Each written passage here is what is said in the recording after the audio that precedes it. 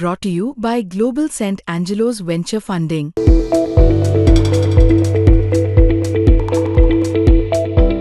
अंबरनाथ नगर परिषदेत घडलेल्या राजकीय घडामोडींनी राज्याच्या राजकारणात खळबळ उडवली आहे.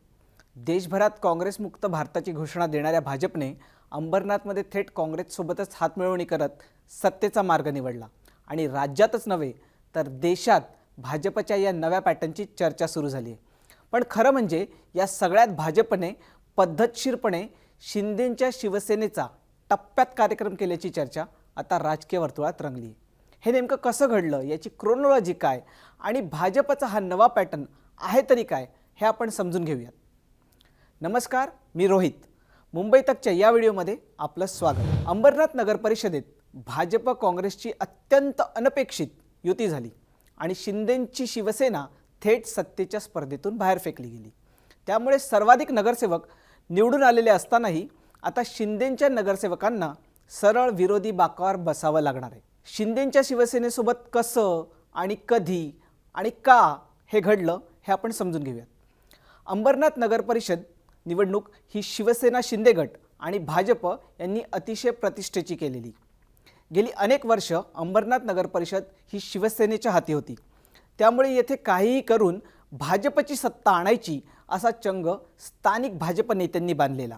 त्यासाठी खुद्द मुख्यमंत्री देवेंद्र फडणवीस यांनी जाहीर सभाही घेतलेली. नगर परिषदेच्या सत्तेचा हा सगळा सारीपाट भाजपने अतिशय व्यवस्थितपणे मांडलेला. नगर परिषद निवडणुकीत कोणी बाजी मारली, हे साधारण तेथील नगराध्यक्ष कोण निवडून येतो आणि तो कोणत्या पक्षाचा आहे यावरती पाहिलं गेलं. कारण यंदा नगराध्यक्ष हा थेट जनतेतून निवडून दिला गेला. त्यामुळे अंबरनाथ भाजपने सगळ्यात आधी आपली संपूर्ण ताकद ही आपला नगराध्यक्ष कसा निवडून येईल यासाठी लावलेली. योग्य रणनीतीच्या जोरावर अंबरनाथ नगर परिषदेत भाजपच्या तेजश्री करंजुले या नगराध्यक्षपदी विजयी झाल्या आणि इथेच खऱ्या अर्थाने सुरू झालं शिंदेंच्या शिवसेनेचा करेक्ट कार्यक्रम करण्यासाठीचं ऑपरेशन लोटस. बहुमत नसतानाही भाजपने अंबरनाथ नगर परिषदेत नेमकी सत्ता कशी मिळवली हे आपण ग्राफिक्सच्या माध्यमातून समजून घेऊयात. अंबरनाथ नगर परिषदेत एकूण 59 जागा आहेत. त्यापैकी सर्वाधिक जागा या म्हणजे नगरसेवक जे आहेत ते 27 हे शिवसेना शिंदे गटाचे निवडून आले, तर भाजपचे तिथे 14 नगरसेवक निवडून आले. त्याखालोखाल काँग्रेसचे 12 नगरसेवक निवडून आले आणि राष्ट्रवादी काँग्रेस अजित पवार गटाचे तिथे 4 नगरसेवक निवडून आले. तर इतर 2 नगरसेवक म्हणजे अपक्ष आणि इतर असे मिळून 2 नगरसेवक तिथे निवडून आले. असे 59 नगरसेवक निवडून आले. पण नगर परिषदेत बहुमताचा आकडा हा 30 आहे. अशा वेळी सध्याच्या स्थितीत कोणाकडेही बहुमत नव्हतं. अनेकांचा होरा असा होता की शिवसेनेचे 27 नगरसेवक असल्याने ते इतरांच्या मदतीने बहुमत जुळवून भाजपला नगर परिषदेत भारी पडतील, किंवा असाही अंदाज होता की भाजप आणि शिवसेना हे निवडणुकीनंतर युती करून नगर परिषदेचा कारभार एकत्र चालवतील. पण इथेच खऱ्या अर्थाने ऑपरेशन लोटसला सुरुवात झाली. कारण कोणाच्याही ध्यानीमनी नसताना भाजपने शिंदेंच्या शिवसेनेला सत्तेपासून दूर ठेवण्यासाठी एक असा डाव टाकला की ज्याने भल्या भल्यांचे अंदाज चुकवले. त्याचं झालं असं की भाजपने सुरुवातीला थेट काँग्रेसशी युती केली. त्याबाबतचं पत्रही त्यांनी दिलं, ज्यामध्ये असं नमूद करण्यात आलं होतं की भाजपचे 14 नगरसेवक, काँग्रेसचे 12 नगरसेवक, राष्ट्रवादी काँग्रेस अजित पवार गटाचे 4 नगरसेवक आणि 1 अपक्ष नगरसेवक यांच्या मदतीने भाजपने अंबरनाथ विकास आघाडी स्थापन केली. त्यानंतर त्यांनी भाजपचे नगरसेवक अभिजित करंजुले पाटील यांची थेट गटनेतेपदी निवड केली. भाजपने याबाबतचं अधिकृत पत्र हे ठाणे जिल्हाधिकारी कार्यालयातील नगरपालिका प्रशासन विभागाकडे दिलं.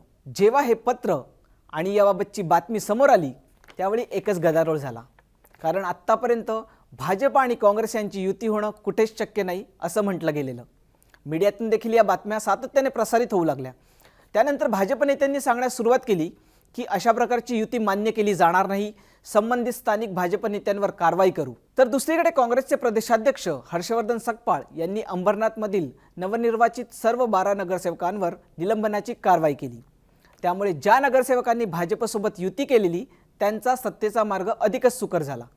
कारण निलंबनाच्या कारवाईनंतर अवघ्या काही तासात काँग्रेसच्या सर्व 12 नगरसेवकांनी थेट प्रदेशाध्यक्ष रवींद्र चव्हाणांच्या उपस्थितीत भाजपमध्येच प्रवेश केला.